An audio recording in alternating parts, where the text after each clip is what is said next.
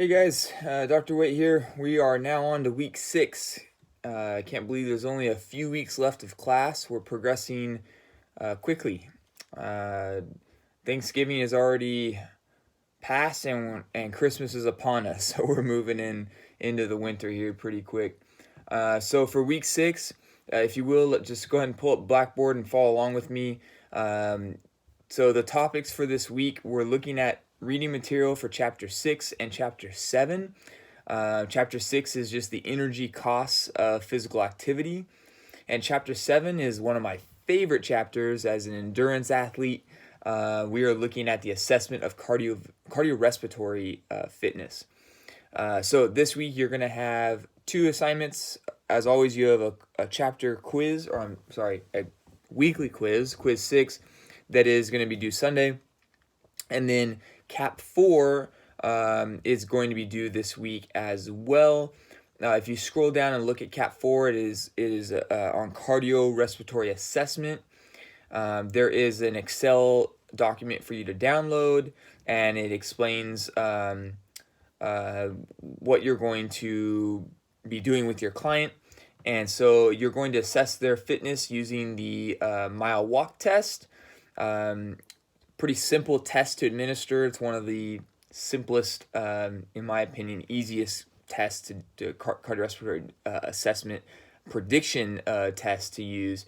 Again, this is you need to be able to monitor their blood pressure and heart rate, and you're going to use that to estimate VO2 max. So this is a predicted kind of a lower end estimate of VO2 max versus something like a graded exercise assessment on a treadmill would be much more accurate.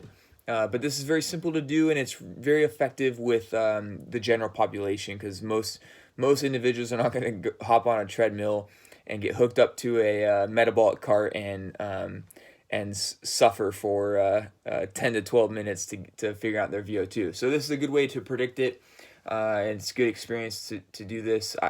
I do this with all of my undergrad students at Fresno Pacific as well, in our physiology of exercise course, and it's a pretty simple test to administer. So, anyways, it's pretty self-explanatory. All the explanations are there. I'm sure you've done this before. If you took exercise physiology, hopefully your professor introduced you to the mile walk test by now.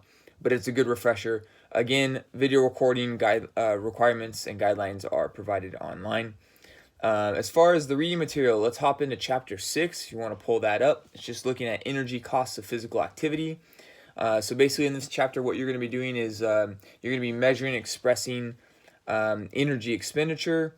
So we're going to be looking at, how do you measure VO2 uptake, and how do you use VO2 to determine caloric energy that's used, or energy that's produced by the body during exercise.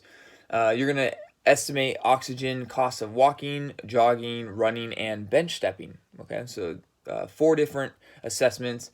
Again, in my courses that I've taught for the undergrad programs at various colleges, we've done all of these tests, and there are pretty simple calculations you can use as long as you know cadence and or heart rate or blood pressure, and the weight of the individual and gender and so forth. You can kind of estimate VO2 using these assessments.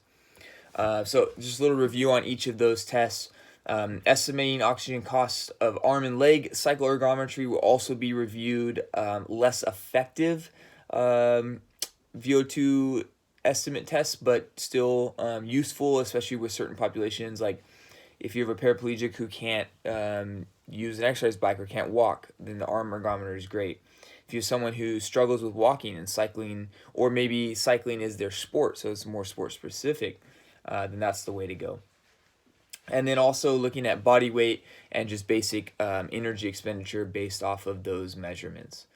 So there will be a review of caloric density, the use of carbohydrates, fat, protein, the equivalency of energy costs for each of those, and it'll be a little overview of fitness trackers, some more modern technology, what VO2, kcals per minute, METs, and all that fun stuff are. So that's just kind of a brief overview of that content. Moving on to chapter 7, we are just assessing cardio respiratory fitness. This is probably one of my favorite chapters to look at because I'm very fascinated by cardiorespiratory fitness and cardiac output. Being a marathon runner, that's an important thing to hone in on. So the chapter starts off by talking about like what are the reasons for testing cardiorespiratory fitness. Just to give you like a real brief overview, I'm sure you know this, it's probably one of the most important aspects of health and fitness, understanding how healthy the heart is and how well it functions, because you're delivering oxygen from the lungs through the heart to the active tissue and returning CO2 as waste. And that's how our world functions, okay? There's an overview on the sequence of testing, so what protocols to go through. Different types of tests that we'll look at: walking, which is what you're going to do with your client, jogging and running, and then of course the step tests are great ways of estimating cardiorespiratory fitness. The most accurate ways, as I mentioned earlier, are the graded exercise tests, so the GXT.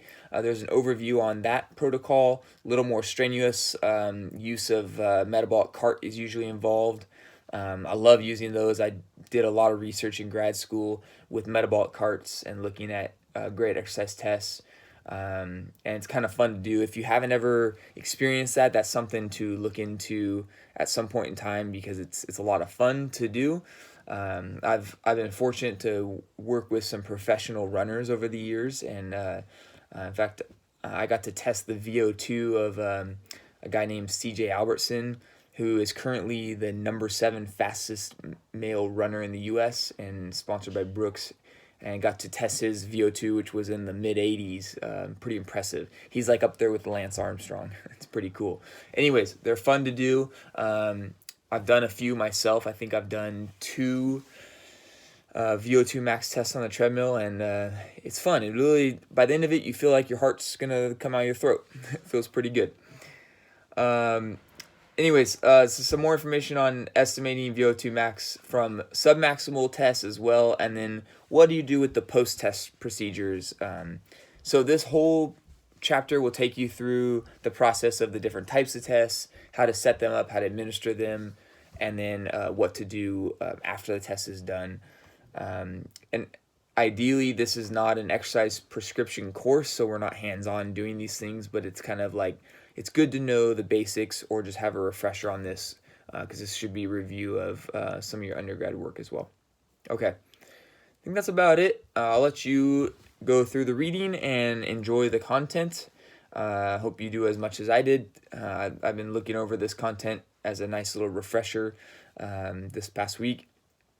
So, as always, if you have questions about any of the materials, any of the content for week 6, let me know. I hope it encourages you to go outside and exercise. I know I will.